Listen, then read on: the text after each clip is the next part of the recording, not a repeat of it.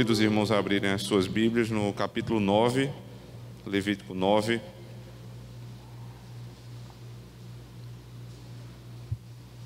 Ontem, no capítulo 1, os irmãos puderam perceber que toda a base do sacrifício estava ali na morte no Cordeiro. Capítulo 1, o holocausto. Capítulo 2, as ofertas de manjares, ou seja, o pecado tratado no holocausto nos leva à mesa do Senhor, por meio de uma refeição pactual. E o capítulo 3 traz a ideia da oferta pacífica, onde não há morte, porque o pecado tratado, nós sentamos à mesa com o Senhor e estamos em paz com Deus. A revelação da estrutura da nova aliança ali nos 3 primeiros capítulos do livro de Êxodo, de Levítico.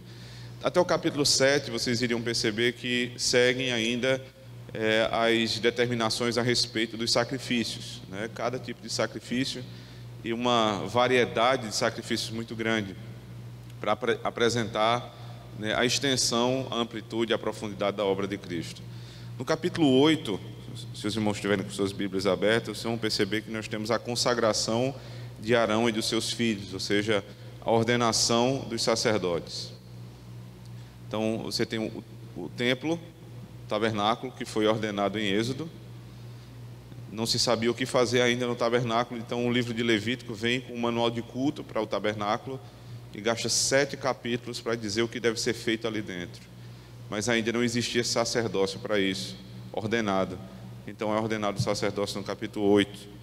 E o capítulo 9 demarca justamente o primeiro culto, a primeira vez que os sacerdotes vão trazer as ofertas diante do Senhor no culto público. E ele tem uma ligação muito forte, uma conexão muito forte com o capítulo 10. Por isso que eu trouxe para os irmãos a estrutura para hoje de manhã.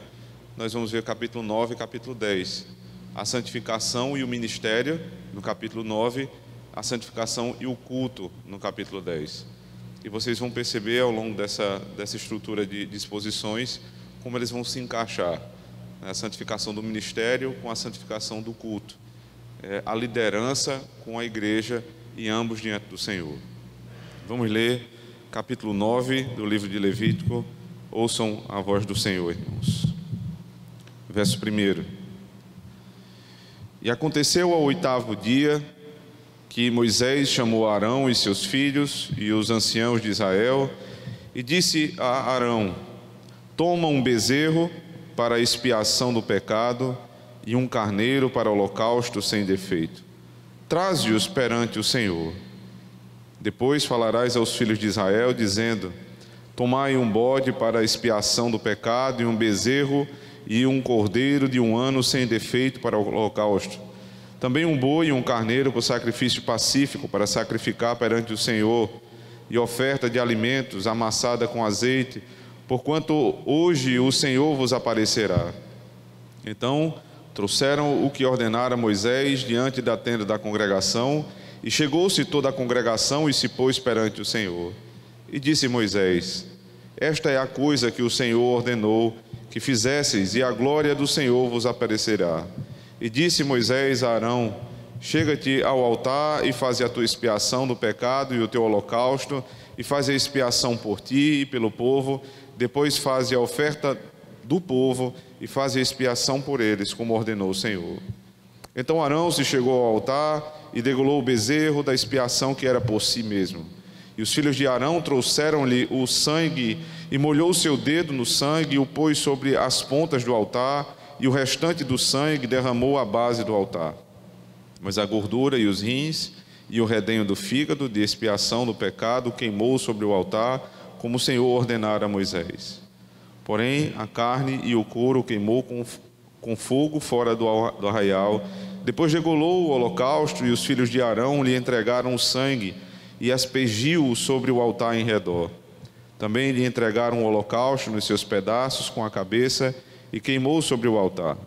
E lavou a fressura e as pernas, e queimou sobre o holocausto no altar. Depois fez chegar a oferta do povo, e tomou o bode da expiação do pecado, que era pelo povo, e o degolou e o preparou por expiação do pecado, como o primeiro. Fez também chegar o holocausto e ofereceu segundo o rito. e fez chegar a oferta de alimentos, e sua mão encheu dela, e queimou-a sobre o altar, além do holocausto da manhã. Depois degolou o boi e o carneiro em sacrifício pacífico, que era pelo povo, e os filhos de Arão entregaram-lhe o sangue que aspergiu sobre o altar em redor, como também a gordura do boi e do carneiro, a cauda e o que cobre a fressura, e os rins e o redenho do fígado. E puseram gordura sobre os peitos, e queimou a gordura sobre o altar, mas os peitos e a espada à direita Arão ofereceu por oferta movida perante o Senhor, como Moisés tinha ordenado. Depois Arão levantou as suas mãos ao povo e o abençoou, e desceu, havendo feito a expiação pelo pecado, e o holocausto e a oferta pacífica. Então entraram Moisés e Arão na tenda da congregação, depois saíram, e abençoaram o povo, e a glória do Senhor apareceu a todo o povo. Porque o fogo saiu de diante do Senhor, e consumiu o holocausto e a gordura sobre o altar. O vendo todo o povo, jubilaram e caíram sobre as suas faces. Amém. Vamos orar ao Senhor, irmãos. Santíssimo Deus, nós somos incapazes, ó Senhor, de compreendermos o que há na Tua Santa Escritura sem o Teu Espírito. Não é meramente uma questão intelectual, Senhor. É a incapacidade espiritual que nós temos. Ainda que estudássemos a vida inteira, jamais Te conheceríamos se o Senhor, pelo Teu Espírito, não Te revelasse a Ti mesmo por meio do Teu Filho. E agora essa manhã, manhã do Teu santo dia, o nosso único desejo, nossa maior esperança é vermos Cristo sendo exaltado no meio dos sacrifícios. Nós queremos, Senhor Deus, seguir o rastro do sangue que leva até a cruz do Calvário. E não temos nada senão o Senhor e o ministro da Tua palavra. Ó Deus, por isso, assim como Tu fizestes com Moisés, dá-me o Teu Espírito, Senhor. Não para me inspirar a novas revelações, porque não nos é necessário, mas para iluminar a minha mente, Senhor Deus, e a minha boca, para que eu possa falar as palavras do Senhor. Ilumine também os olhos do coração dos Teus filhos, para que possam enxergar a glória de Cristo sendo revelada aqui e a santidade que nos é exigida. Assim nós Te pedimos, ó Deus, em Cristo nosso Senhor. Amém. Uma das coisas mais difíceis no ministério pastoral é exatamente o início do ministério pastoral. No ano de 2013, eu fui ordenado ministro do Evangelho. 2013 eu terminei o seminário, início de 2014 eu fui ordenado. E eu me lembro exatamente da sensação que foi o primeiro culto. Estar diante da igreja agora com a responsabilidade completa de pregar a palavra, administrar os sacramentos, visitar, aconselhar, disciplinar. E era muita coisa para mim, eu realmente fiquei muito atordoado com aquela situação. Somente o culto é muita coisa para ser feita, você tem muitas responsabilidades aqui. E talvez com o passar do tempo, os pastores mais experientes nem pensem mais nisso, mas é extremamente complicado, é muita responsabilidade. Nós lidamos, irmãos, alguém pensa que o trabalho, por exemplo, de um médico é um trabalho difícil, e porque eles lidam com as vidas dos outros. O médico que vai fazer uma cirurgia, ele está nas suas próprias mãos, a responsabilidade de salvar a vida de um pai. Lá fora da sala de cirurgia, existem filhos esperando, uma esposa esperando. Ele está cuidando do corpo daquela pessoa. Mas nada se compara à responsabilidade de um pastor que cuida da alma de um pai, da alma de uma mãe, da alma de um filho, da alma de uma esposa. E só os loucos, irmãos, somente os loucos tratam isso de qualquer forma. Só quem não tem temor a Deus acha que o ministério pastoral é uma carreira para se seguir. E nós escutamos muitas vezes no meio, entre os pastores, o plano de cargos e carreiras e salários que é feito. Eu começo numa igreja menor, vou para uma igreja média, depois eu estou na igreja grande. esperança de ter dias melhores para a minha família, conforto. E o ministério é um meio para isso. Mas o ministério não é um meio para essas coisas. O ministério é um meio para contribuir com a vida espiritual dos nossos irmãos. O Senhor separou do meio do povo, do meio da família da aliança, alguns homens para que conduzam a casa de Deus. E a esses homens foi delegada uma responsabilidade ímpar. Eles vão ser responsáveis, eles vão dar conta da vida espiritual de cada ovelha. Irmãos, eu tremo e temo, eu tenho certeza que o pastor Milton passa por isso também. O dia que eu vou precisar dar conta da alma daqueles irmãos da igreja do Alto Branco, e ele vai pedir contas de uma por uma, e o pastor vai ter que dar contas diante do Senhor. Então, irmãos, a vida do médico é difícil, a vida do engenheiro é difícil, a vida de todo mundo é difícil, mas nenhum de vocês vai ter que dar conta de uma igreja. O pai de família, ele tem uma responsabilidade semelhante. Aqui eu chamo a atenção dos homens. Vocês precisam ter essa consciência, vocês são os pastores das suas casas, porque vocês vão dar conta da sua esposa e dos seus filhos. É impossível um homem se safar dessa responsabilidade. Agora o pastor, ele dá conta da casa dele, dos filhos dele, da sua esposa e de todas as ovelhas que passaram pela mão dele ao longo da vida. O ministério é a vocação mais perigosa de todas, sem sombra de dúvidas. E até aqui nós vamos perceber que o livro de Levítico, ele vai tratar essa vocação com a seriedade necessária, mas ele vai apontar no capítulo 8 e 9 que os primeiros homens a serem separados pelo Senhor para o ministério, eles faziam aquilo que o Senhor mandava. Veja, observe no capítulo 8, na ordenação, o texto falou mais o Senhor a Moisés, dizendo: toma Arão e a seus filhos com ele, e as vestes e o azeite da unção, como também o novilho da expiação do pecado, e os 2 carneiros e o cesto dos pães asmos, e reúne toda a congregação à porta da tenda da congregação. Fez, pois, Moisés como o Senhor lhe ordenara, e a congregação reuniu-se à porta da tenda da congregação. O final do capítulo 8 termina da seguinte maneira, verso 36. E Arão e seus filhos fizeram todas as coisas que o Senhor ordenara. Eles fizeram o que o Senhor ordenou. Verso 5 do capítulo 9. Então trouxeram o que ordenara Moisés diante da congregação, e chegou-se toda a congregação e se pôs perante o Senhor. Eles fizeram o que Deus mandou. Final do capítulo 9. Porque o fogo saiu de diante do Senhor e consumiu o holocausto e a gordura sobre o altar, o que vendo todo o povo jubilaram e caíram sobre as suas faces. A estrutura é: o Senhor ordena, eles fazem exatamente o que Deus ordenou. E você não percebe aqui nenhuma ruptura na comunhão entre Deus e o seu povo. Enquanto o ministério pastoral fazia aquilo que Deus mandava, o Senhor os abençoava.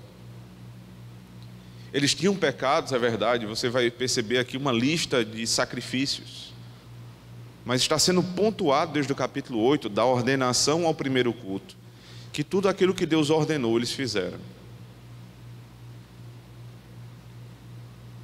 Interessante, irmãos, que o ministério pastoral, ele vai ser avaliado não segundo números, ainda que nós tenhamos um livro, para isso, números. O próximo livro da Escritura vai ser justamente esse. E alguém diz: não, a Bíblia não se incomoda com os números. Nós estamos preocupados aqui com qualidade. Isso é o tipo daquela teologia preguiçosa, A gente não quer pensar um pouco mais sobre o assunto, a gente diz o que todo mundo fala. Não, a Bíblia se incomoda assim com os números. A Bíblia tem um número, tem um livro com o nome Números. para falar a respeito do número dos santos, do crescimento do povo de Deus, de como aquele povo estava ali cada vez mais crescendo, o povo da aliança, e os números estão sendo alcançados. A Bíblia tem um segundo livro de números na nova aliança, Atos dos Apóstolos. Primeiro sermão, haviam 120 homens, no final 3.000, segundo sermão 5.000, e o livro termina falando que o número dos que seguiam a Cristo no final de Atos era um número incontável. Isso é teologia preguiçosa, dizer, não, a gente não se incomoda com números. É claro que nós nos incomodamos, porque normalmente, naturalmente, um corpo saudável cresce. Mas não é esse o critério que vai avaliar o ministério do pastor. Não é esse, mas é a fidelidade. Porque se você observar, por exemplo, o ministério pastoral, o ministério profético de Isaías, quais os números que Isaías tinha para apresentar? Ele tinha para apresentar os números do que rejeitaram Cristo. E é um número a se apresentar, porque ele foi fiel. Ele fez o que Deus ordenou. Então, o primeiro ponto da santificação do ministério pastoral é justamente esse: fidelidade. Nós não somos chamados, irmãos, para sermos animadores de auditório, nem pessoas que vão pensar em estratégia de como fazer a igreja crescer, não. Nós somos chamados para sermos fiéis. Agora, a consequência da fidelidade é que os filhos de Deus vão ser atraídos para a verdadeira pregação. E ao mesmo tempo, a fidelidade que atrai é a fidelidade que espanta. Eu pensava que era algo muito comum só lá onde eu estou vivendo, mas em conversas eu percebo que aqui acontece também. Os irmãos já devem ter percebido que algumas famílias chegam até as nossas igrejas e elas aparentemente elas estão ali animadas, elas chegam e querem ficar conosco e congregar conosco. Eles estão passando por problemas, eles estão ali sendo aconselhados, resolvendo os problemas, e eles está tudo bem. Mas passa o tempo e eles não ficam. Passa o tempo e parece que eles desanimam, porque eles estavam apegados a um ponto da doutrina, mas quando a doutrina começa a ser exposta, quando o pastoreio começa a chegar perto, quando a fidelidade traz as suas implicações do ministério pastoral próximo das ovelhas, muitos são levados a sair. Então a fidelidade do ministério pastoral às vezes aproxima. As ovelhas amam o pastor, as ovelhas amam ouvir a voz do pastor, mas os bodes, mas aqueles que até têm aparência de ovelha, mas não são, eles são afastados pela fidelidade, quando o pastor faz aquilo que Deus manda.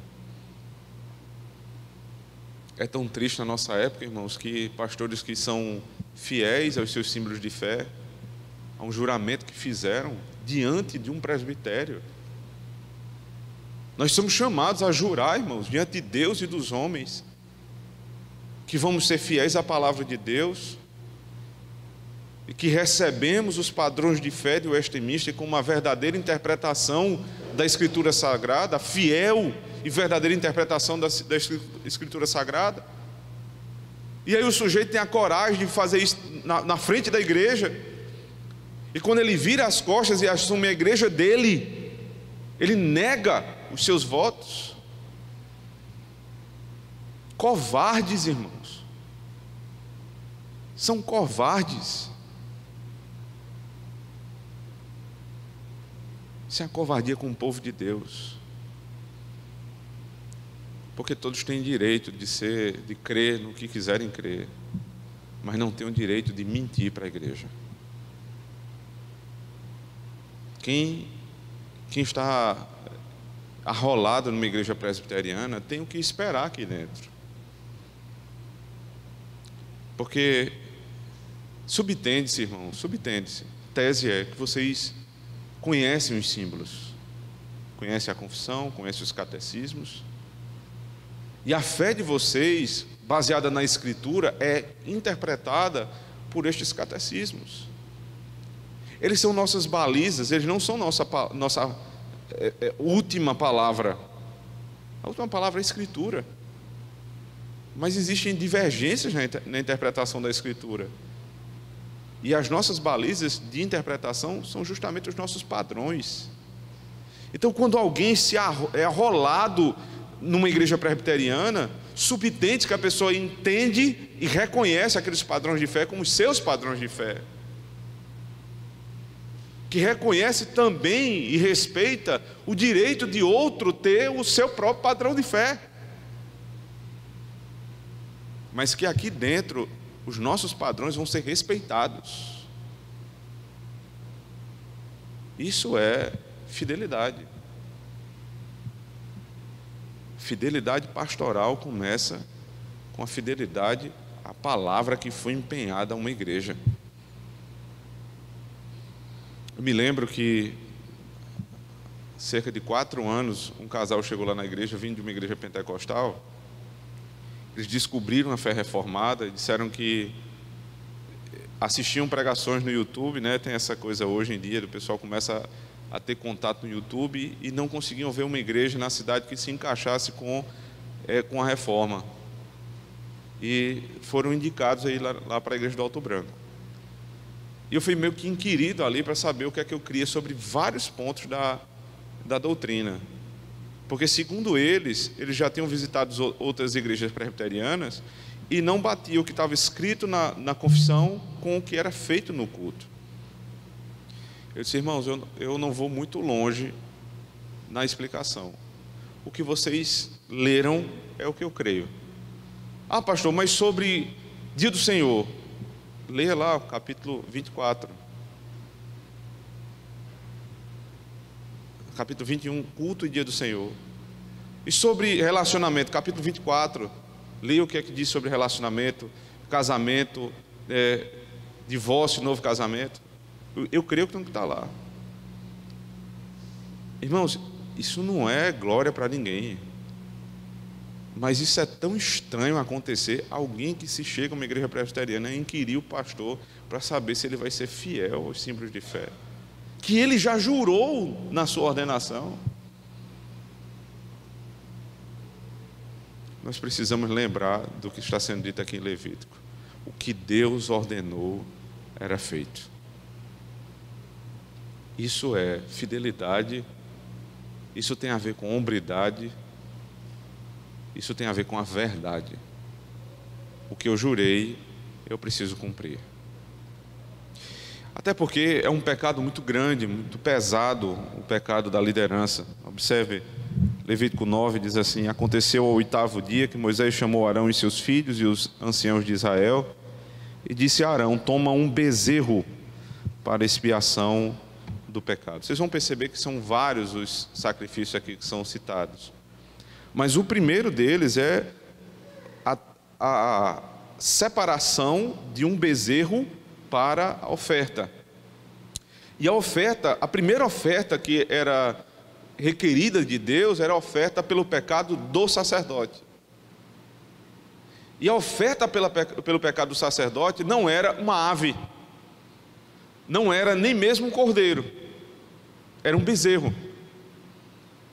A pergunta é como a de ontem à noite, né? Por que o boi? E aqui por que um bezerro? Lá, para expressar um outro princípio. As famílias mais abastadas davam o que é maior, o boi. As famílias de classe média dariam ali um cordeiro. E as famílias pobres, uma ave. Mas aqui o princípio é outro. Nós não estamos falando aqui sobre classes sociais da igreja. Nós estamos falando aqui sobre o tamanho do peso do pecado sobre a congregação. Então você vai perceber que quando nós vamos falar do pecado do povo individual, você tem um animal pequeno, um animal de pequeno porte. Quando nós vamos falar em Levítico do pecado da congregação, quando a congregação inteira pecava, então era um animal grande, de grande porte. Mas o pecado de um sacerdote equivaleria ao mesmo pecado da congregação. Como é que eu sei disso? porque é exatamente o mesmo animal que é requerido. O texto fala, um bezerro para expiação do pecado. Irmãos, é por isso que o apóstolo Paulo diz no Novo Testamento: não quereis muitos de vós serem líderes, mestres. Não queiram, irmãos. É muito estranho. Eu visitei uma vez uma igreja no Rio de Janeiro. A igreja tinha, se eu não me engano, 32 presbíteros. Eu fiquei realmente abismado. Igreja grande, mas o que eu penso é o seguinte: existe esse surto vocacional numa igreja a ponto de ter 32 presbíteros. Provavelmente o que acontece, irmãos, é que a maioria não é presbítero. A maioria é pitaqueiro. Vai para lá para dar pitaco na reunião, mas não vive a vida de um presbítero. A vida do presbítero é a vida do pastor. É a vida de contato com as ovelhas diariamente. Acompanhamento. A preocupação pastoral, o coração do pastor está no presbítero. É difícil isso, irmãos. Você perceber as características do presbiterato não são fáceis, irmãos. É requerido, por exemplo, do presbítero lá pelo apóstolo Paulo, no capítulo 3 de 1 Timóteo, uma sequência, uma lista que é talvez resumida na palavra irrepreensível. Marido de uma só mulher, hospitaleiro, sóbrio, temperante, governa bem a sua própria casa, senão não vai poder governar a igreja de Cristo. Não é fácil. Não queiram muitos de vocês serem presbíteros. Eu não estou aqui para desanimar os jovens a quererem seguir o ministério, não. Mas para avaliarem muito bem o que vocês querem. Muito bem. Porque às vezes o pessoal confunde. Lá acontece muito isso. Jovens me procuram e dizem: pastor, eu quero ser ministro da palavra. Quero ir para o seminário. E a primeira coisa que a gente faz é investigar. Se não há confusão. Às vezes o sujeito ele quer aprender mais da teologia, ele quer ir mais fundo, e ele confunde isso com o ministério. O ministério é uma bênção para quem é vocacionado.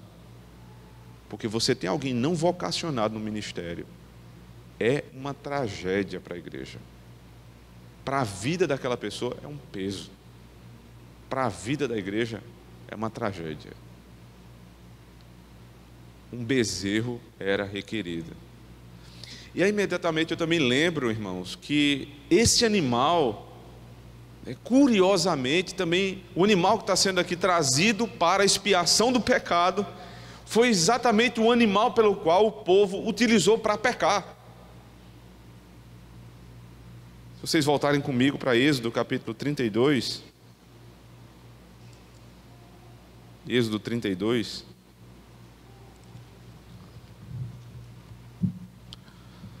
verso 1 diz: mas vendo o povo que Moisés tardava em descer do monte, acercou-se o povo de Arão e disse-lhe: levanta-te, faze-nos deuses que vão adiante de nós, porque quanto a este Moisés, o homem que nos tirou da terra do Egito, não sabemos o que lhe sucedeu. E Arão lhes disse: arrancai os pendentes de ouro que estão nas orelhas, e as vossas mulheres e os vossos filhos e de vossas filhas, e trazei-mos.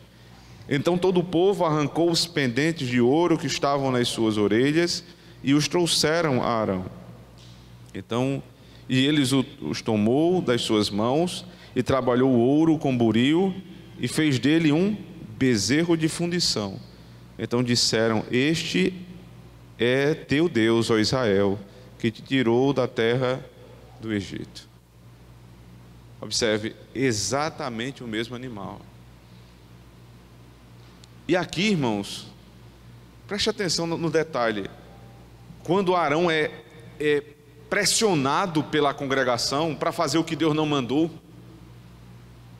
veja, ele até aqui ele era fiel, ele ficou com o povo esperando, aguardando Moisés descer do monte. Moisés demorou 40 dias, então o povo começou a pressioná-lo.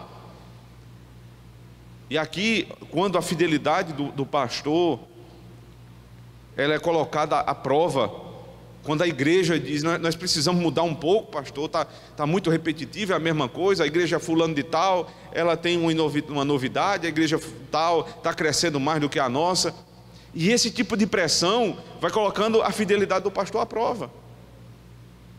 E Arão cedeu. O pastor não pode ceder. O que eu estou fazendo aqui não é o que eu quero, é o que Deus mandou, é o que o Senhor mandou. Então eu não tenho direito de mudar aquilo que o Senhor ordenou. Mas quando ele cede, o que é que ele vai usar para fazer aquilo que Deus não ordenou? Irmãos, isso é uma coisa extremamente grave. Ele usa exatamente aquilo que Deus presenteou Israel na saída do Egito para adorar o Senhor no deserto. Ele usa esses elementos para perverter o culto. Ora, quando ele diz assim, verso 2: arrancai os pendentes de ouro que estão nas suas orelhas, nas orelhas das vossas mulheres, dos vossos filhos, das vossas filhas. De onde é que veio, de onde é que vieram estes pendentes de ouro? Se nós voltássemos um pouco mais no livro de Êxodo, na saída do povo do deserto, o Senhor inclinou o coração dos egípcios a dar joias, a dar bens para o povo. Porque esse é um conceito aqui da antiga aliança, né? Você fala questões espirituais por meio de coisas materiais. O que é que estava acontecendo ali? O povo estava sendo liberto. O povo estava saindo da escravidão. Como é que Deus mostra isso? Eles saem da morte para a vida, quando o anjo da morte passa ali, e eles não morrem, mas não somente isso. Eles são enriquecidos.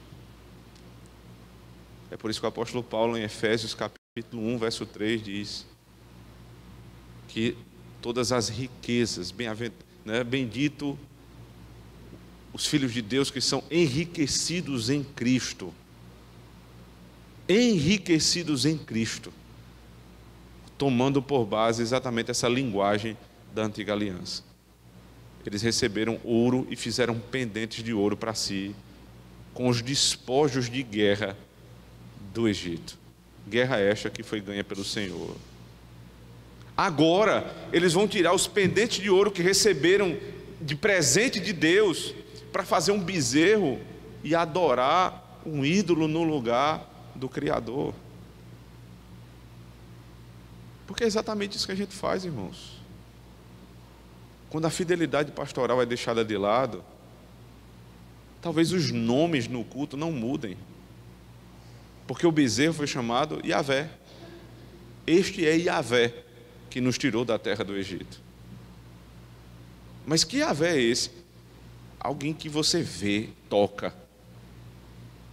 E o Senhor diz lá em Deuteronômio: vocês ouviram a minha voz, mas vocês não viram a minha face. Porque Deus não pode ser visto. Esse é o verdadeiro Deus. Agora, eles chamam o Deus de Israel de Yahvé, mas ele é um bezerro. A pergunta é: por que eles escolheram um bezerro? Porque eles aprenderam isso no Egito. Esse era um dos animais que os egípcios usavam para adoração idólatra. Eles estão trazendo os costumes do mundo para dentro da igreja. Nada mais atual do que isso, não é? Os costumes do mundo são trazidos para dentro da igreja. Qual é o problema de ter teatro na igreja? Nenhum e todos. Nenhum, porque vocês vão ver um teatro daqui a pouco aqui, a ceia do Senhor. É a encenação da morte de Cristo.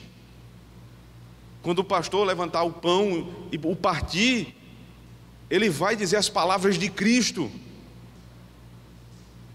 que teve o corpo partido no meu lugar. Quando ele levantar o cálice, ele vai dizer: este é o cálice da nova aliança do Senhor. É uma encenação, irmãos.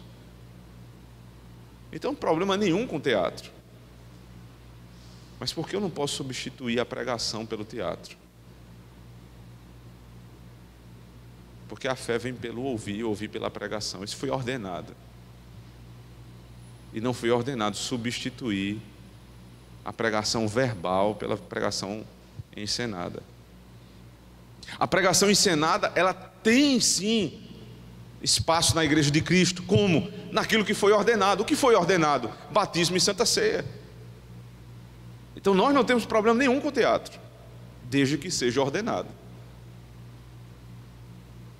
Mas eu não posso substituir um elemento de Deus, que foi ordenado por Deus, por outro que não foi ordenado por Deus neste momento.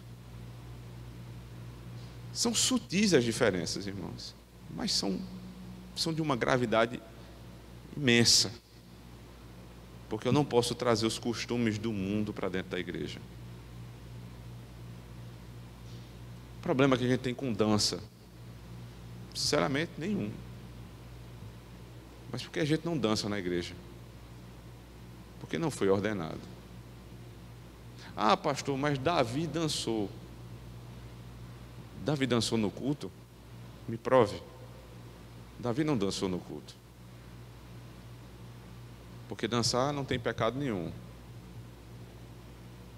Mas dançar onde Deus não manda é pecado. Quem vai regular essas coisas, irmãos?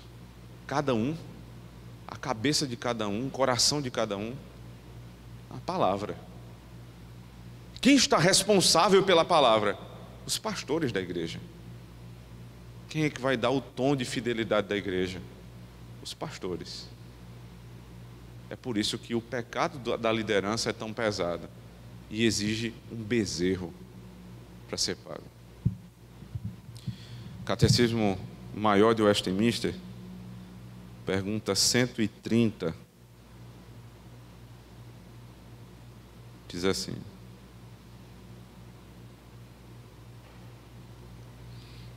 quais são os pecados dos superiores? Os pecados dos superiores, além da negligência dos deveres que lhes são exigidos, são a ambição incontrolável, a busca desordenada da própria glória, repouso, proveito ou prazer, a exigência de coisas ilícitas ou fora do alcance dos inferiores poderem realizar, aconselhando, encorajando ou favorecendo-os naquilo que é mal, dissuadindo, desanimando ou reprovando-os naquilo que é bom, corrigindo-os indevidamente, expondo-os descuidosamente ao dano, à tentação e ao perigo, provocando-os à ira, ou de alguma forma desonrando-se a si mesmos, ou diminuindo a sua autoridade por comportamento injusto, indiscreto, rigoroso ou negligente. Não é pouca coisa. Instruir, aconselhar, guiar, dirigir de um modo sábio e moderado, sem ser rigoroso demais, sem ser alguém frouxo demais. Não é fácil, irmãos, o trabalho do pastor. Eles são chamados de pai na Escritura, porque aqui é exatamente essa pergunta vem na sequência do 5º mandamento. E ele diz: por que os pastores são chamados de pais e mães? Porque as autoridades são chamadas assim. É para que vocês reconheçam na autoridade pastoral o cuidado de um pai. Tudo que o pai quer é o bem dos seus filhos. Tudo que um pastor deseja é o bem dos seus filhos, das ovelhas de Cristo. E eles militam e labutam todo dia, orando e trabalhando e pregando, para que os irmãos vivam uma vida santa diante do Senhor. Porque o pecado deles vai ser tratado com profunda severidade. Voltando lá para o texto de Levítico, nós não vamos fazer toda a exposição do texto, alguns pontos. O texto ainda fala no verso 2: e disse a Arão: toma um bezerro para expiação do pecado e um carneiro para o holocausto sem defeito, traze-os à presença do Senhor. Verso 2. Isso vai se repetir no verso 6. E disse Moisés: esta é a coisa que o Senhor ordenou que fizesseis, e a glória do Senhor vos aparecerá. Verso 2, verso 4, verso 6, verso 23. Então entraram Moisés e Arão na tenda da congregação, depois saíram e abençoaram o povo, e a glória do Senhor apareceu a todo o povo. A glória do Senhor apareceu.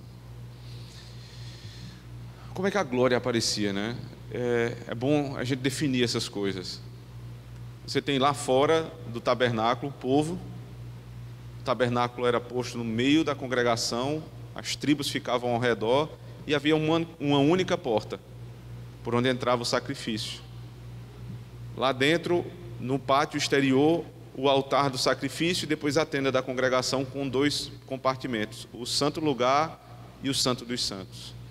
E o sacerdote primeiro oferecia a oferta no altar, e parte daquela oferta, o sangue da oferta, era retirado para ser levado pelo sumo sacerdote até o santíssimo lugar e ser despejado diante do Senhor, sob a tampa da proposição. Ali você tinha a arca e a tampa do propiciatório, com os 2 anjos acima dela, e o cordeiro, o sangue do cordeiro era derramado ali.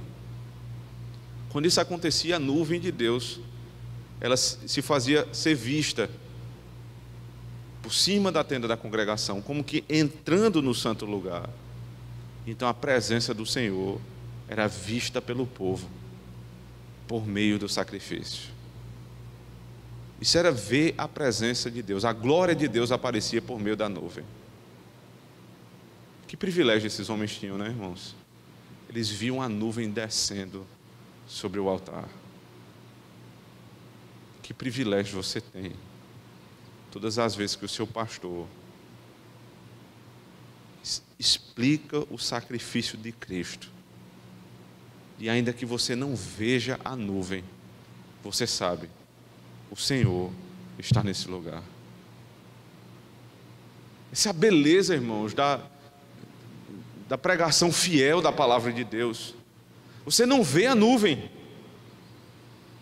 você não sente o cheiro do sacrifício, o cheiro terrível do animal sendo queimado, você não vê as entranhas do animal, mas você sabe, ele morreu no meu lugar, e a glória de Deus está aqui. A glória de Deus era buscada de uma forma tal, irmãos, que depois da quebra da aliança, no capítulo 32 de Êxodo, quando o povo fez o bezerro, no capítulo 33, Moisés entra diante do Senhor em contenda com Deus, porque Deus tinha dito o seguinte: veja, tudo bem, vocês estão sendo aqui perdoados e eu vou fazer vocês entrarem na terra da promessa, só tem uma condição: eu não vou mais com vocês. E aí Moisés entra em desespero. O texto chega a falar que, ouvindo estas más notícias, o povo se desesperou. Mas que má notícia? Deus disse que vai fazer você chegar na terra da promessa, no paraíso. Só que com um problema, ele não vai. Aí Moisés disse: Senhor, o que nos faz ser diferente dos outros povos não é a tua presença, não é o Senhor andar conosco, nem a tua glória estar no nosso meio, é a nuvem descer sobre o altar do sacrifício, sobre o santíssimo lugar. Que sentido faz o Senhor nos fazer entrar na terra da promessa sem ti? Que sentido faz, irmãos, ir para o céu e chegar lá e Deus não está? Qual é o sentido disso? O céu sem Cristo é o inferno. O deserto com Cristo é o paraíso. Pior deserto que você tiver, irmãos, o pior, a pior enfermidade, o diagnóstico mais terrível que você receber do médico, não se compara, se você estiver em Cristo. A maior cobertura aqui da praia, uma vida regalada, aparentemente sem problemas, mas sem Cristo. Não se compara. Moisés disse: Senhor, nós não queremos ir se o Senhor não for conosco. O que é que você quer para o seu filho, meu irmão? O que é que você deseja para o seu filho? Você deseja que ele alcance as maiores posições da sociedade? Ou que ele alcance a melhor posição da sociedade, aos pés do Cordeiro?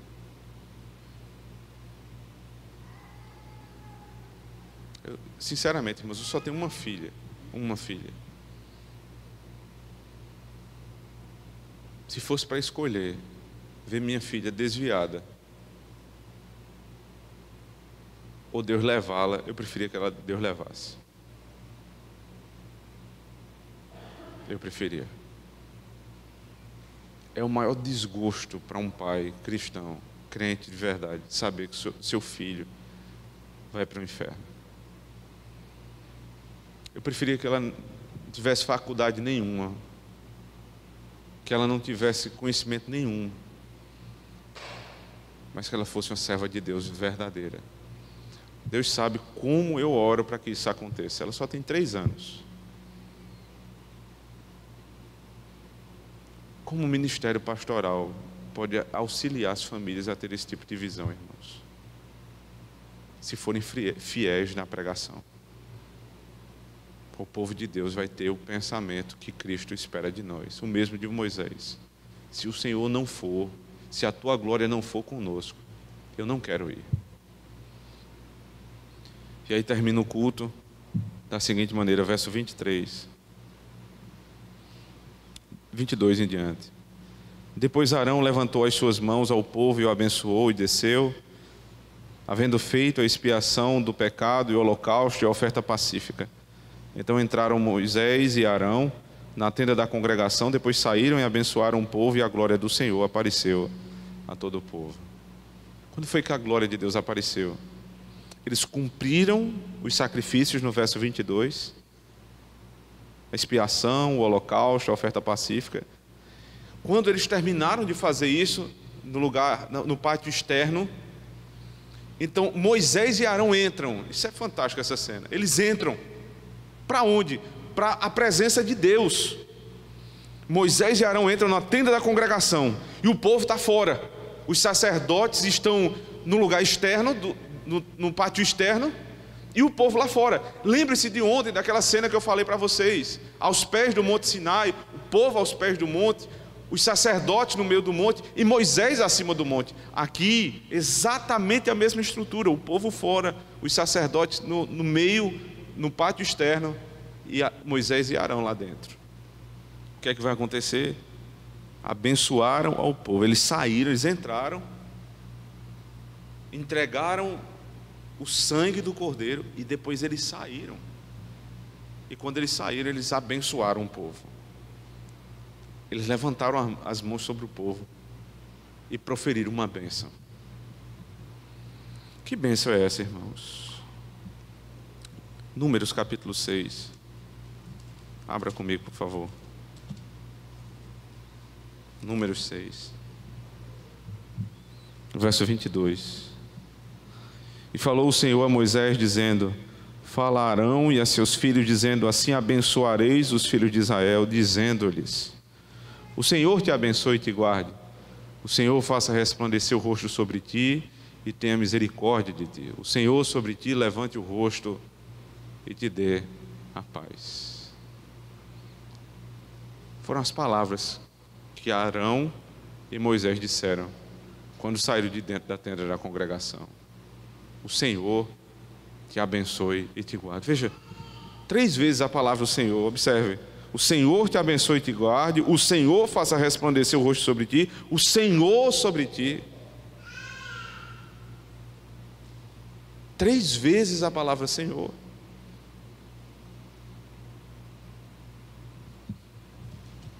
Aí eu abro 2ª carta aos Coríntios, capítulo 13. Os últimos, lá no final, 2ª carta aos Coríntios, capítulo 3, diz assim: a graça do nosso Senhor Jesus Cristo, o amor de Deus e a comunhão do Espírito. A graça do Senhor Jesus Cristo, o amor de Deus e a comunhão do Espírito. O Senhor te abençoe e te guarde, o Senhor faça resplandecer o rosto sobre ti, o Senhor tenha misericórdia de ti. A bênção que Arão trazia com Moisés ao final do culto era uma bênção que 3 vezes citava o nome de Deus. E 3 vezes nós citamos o nome de Deus na nova aliança. Quando é que isso acontece? Quando o sacrifício foi terminado e recebido por Deus, aplacada a ira do Senhor pela justiça do Cordeiro, nós temos paz com Deus. E nós que éramos inimigos do Senhor, passamos a ser amigos dele. Nós que recebemos as maldições do pacto por conta da nossa rebeldia, agora o pastor levanta os braços sobre o povo e diz: o Senhor te abençoe e te guarde. Que bênção um pastor tem para dar para a igreja? Nenhuma nele. Então por que você recebe essa bênção todo domingo? Porque o Cordeiro foi oferecido, porque o sangue foi vertido fielmente. Deus se agradou do nosso sacrifício em Cristo, e por isso Ele nos abençoa. Você tem noção do que como é importante o ministério pastoral para a vida da sua família? Como é que você vai receber essa bênção para a sua casa, irmãos, se o culto não for fiel, se a pregação não for fiel, se os elementos do culto não forem os prescritos por Deus, se o sacramento não for administrado corretamente? Deus não se agrada. Deus não se agrada. E esse é um problema para a família inteira. Eu queria que você abrisse o último texto desse sermão pela manhã, por favor. Êxodo capítulo 20.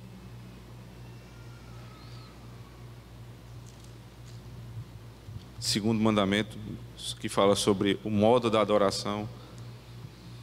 Diz assim: não farás para ti imagem de escultura, verso 4, nem semelhança alguma do que há em cima nos céus, nem embaixo na terra, nem nas águas debaixo da terra, nem te encurvarás a elas, nem as servirás, porque eu sou o Senhor teu Deus, sou Deus zeloso, que visita a iniquidade dos pais nos filhos até a 3ª e 4ª geração daqueles que me odeiam. Ele está falando sobre o modo de adorar. Ele está prescrevendo como nós devemos adorar o verdadeiro Deus. E ele diz: se vocês não cumprirem o que eu mando, eu vou trazer uma maldição até a 3ª e 4ª geração daqueles que me odeiam. Você sabe o que é oferecer um culto a Deus com os elementos que Ele não mandou? É odiar o Senhor. Cristo disse: aqueles que me amam guardam os meus mandamentos. É isso que você traz para a sua casa quando você coloca a sua família para prestar um culto infiel. Você atrai o ódio e a maldição do Senhor sobre os teus filhos e sobre os filhos dos teus filhos. A gente vai ver as implicações disso em Levítico 10. Mas o que ele faz com aqueles que temem ao Senhor e são fiéis no culto a Deus? Verso 6: e faço misericórdia a milhares dos que me amam e guardam os meus mandamentos. Até 1000 gerações dos que me amam e guardam os meus mandamentos. Você ama seu filho? Não me responda dizendo que você se mata de trabalhar por ele. Até os ímpios fazem isso. Você ama seus filhos? Então dê um pastor fiel para eles. Vocês amam seus filhos? Então deem a ele o culto mais fiel que tiver na sua cidade. Vocês amam mesmo seus filhos, irmãos? Então não permita que a palavra de Deus falte na sua casa. Porque se vocês não fizerem essas coisas, vocês vão receber o salário desse pecado, que é a maldição de Deus até a 3ª e 4ª geração da tua família. Mas se vocês forem fiéis e buscarem ter pastores fiéis sobre vocês, 1000 gerações vão ser abençoadas. A fidelidade no púlpito, irmãos, não é um problema, é uma responsabilidade só para o pastor. É um problema para você. É por isso que eu queria lhe exortar. Ore pelos seus pastores. Irmãos, eu sei que vocês ouvem isso a vida inteira na igreja, mas eu não estou falando isso aqui como clichê, não. Eu estou falando isso porque eu expus o texto da palavra do Senhor. E vocês percebem agora o tamanho da responsabilidade que vocês têm e de que Ele tem com vocês. Ore por Ele. Ore pela esposa do pastor, ore pelos filhos do pastor, ore pelos seus presbíteros, para que eles se mantenham firmes e fiéis ao Senhor. E assim, nossos filhos, nossa esposa e as próximas gerações vão ter garantidas a bênção de Deus sobre a nossa casa. Que Deus abençoe o ministério pastoral com fidelidade. Amém.